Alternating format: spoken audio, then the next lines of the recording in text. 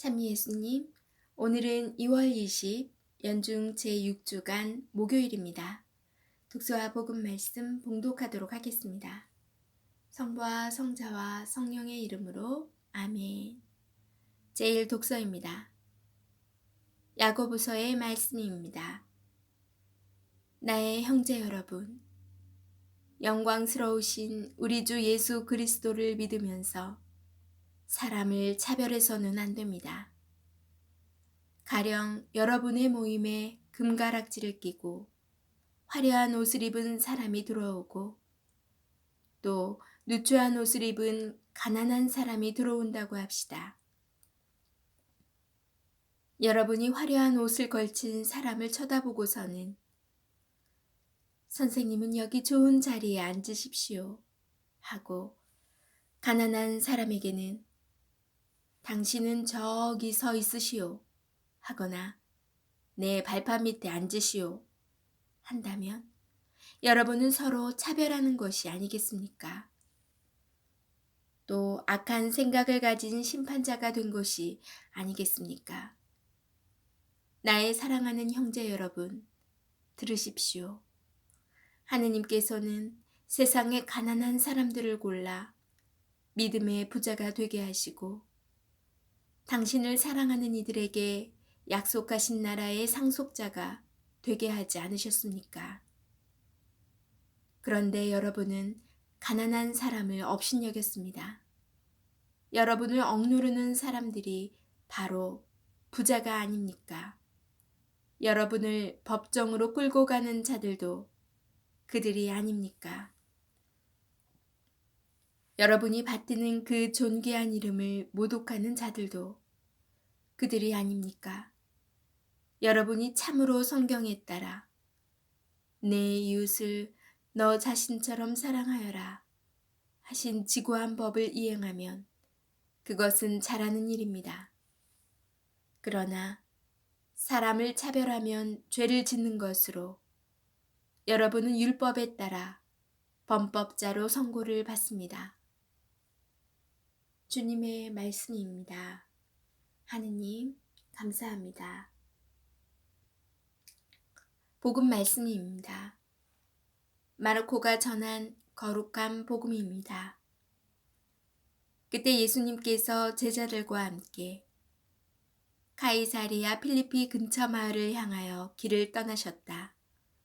그리고 길에서 제자들에게 사람들이 나를 누구라고 하느냐 하고 물으셨다. 제자들이 대답하였다. 세례자 요한이라고 합니다. 그러나 어떤 이들은 엘리야라고 하고 또 어떤 이들은 예언자 가운데 한 분이라고 합니다. 예수님께서 다시 그러면 너희는 나를 누구라고 하느냐 하고 물으시자 베드로가 스승님은 그리스도이십니다 하고 대답하였다. 그러자 예수님께서는 제자들에게 당신에 관하여 아무에게도 말하지 말라고 엄중히 이르셨다. 예수님께서는 그 뒤에 사람의 아들이 반드시 많은 고난을 겪으시고 원로들과 수석 사제들과 율법 학자들에게 배척을 받아 죽임을 당하셨다가 사흘 만에 다시 살아나셔야 한다는 것을 제자들에게 가르치기 시작하셨다.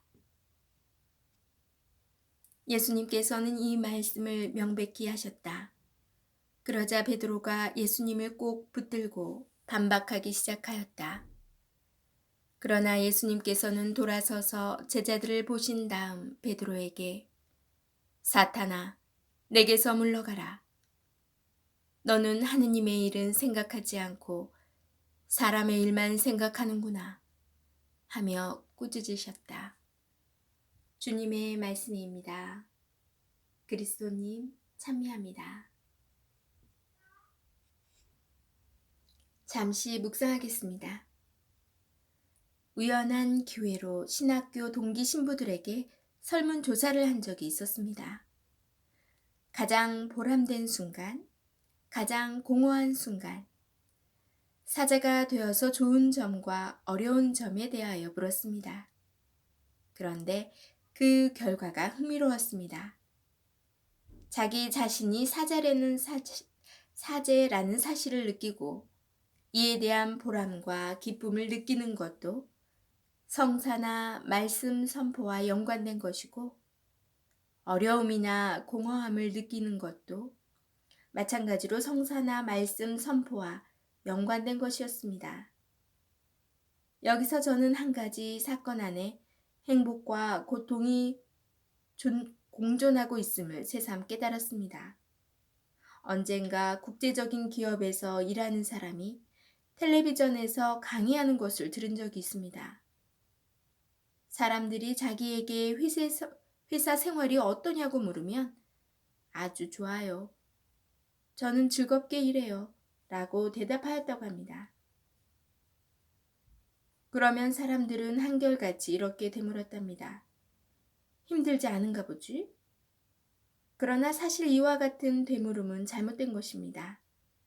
즐거운 것이 곧 힘들지 않다는 것을 의미하지는 않기 때문입니다. 힘들어도 그 안에 즐거움이 충분히 있을 수 있고, 즐거움 안에도 힘든 부분들이 있기 마련입니다. 한마디로 고통 안에 기쁨이 있고, 기쁨 안에 고통이 있는 것이 우리 삶의 이치입니다. 그림자 없는 빛, 밤이 없는 낮, 오르막이 없는 내리막은 존재하지 않습니다. 오늘 복음에서 베드로가 사탄이라고 꾸중을 들은 이유는 이러한 삶의 이치를 받아들이지 않았기 때문입니다.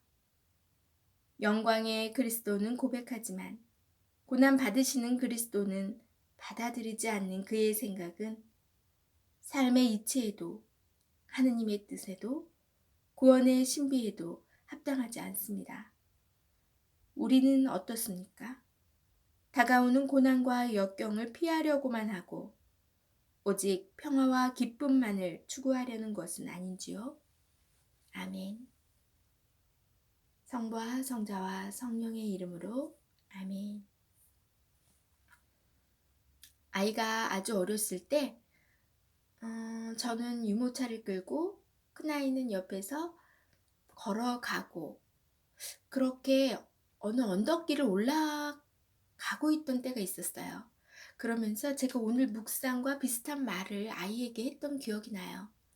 살아가면서 이렇게 힘든 길이 있단다. 하지만 곧 저 언덕길 아래에는 편안히 갈 수 있는 길이 또 있지. 살아가면서도 힘들다고 포기하지 말고 힘을 내서 가다 보면 또 편안하고 즐거운 시간이 반드시 있지 마 라고 얘기해 주었던 일화가 있었는데요. 오늘 묵상을 들으면서 그때가 다시 떠오르더라고요.